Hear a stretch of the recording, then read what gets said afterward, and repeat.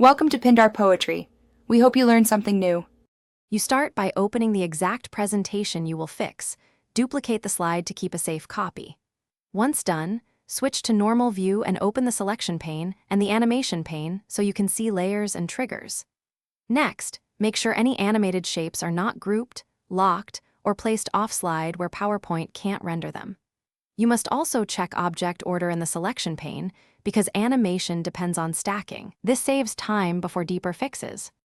Now remove the broken animations entirely and rebuild them one at a time. Doing this prevents hidden corruption from persisting. As you add each effect, use the animation pane to set the start behavior, on click, with previous or after previous, and adjust timing, duration, and delay so sequences align. Also assign explicit triggers for interactive elements, and test each change immediately with slideshow preview. This methodical rebuild forces PowerPoint to recompile animation metadata, which often restores proper playback. Finish by running a full slideshow on both the duplicate and the original file to confirm consistent behavior. If animations still fail, check compatibility mode and update Office. Make sure hardware graphics acceleration is disabled in options because GPU rendering can block animations.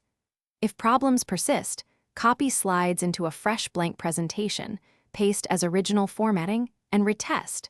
This often clears file-level corruption. One key tip: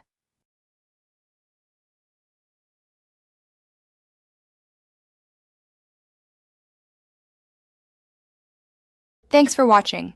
Consider subscribing if we helped you.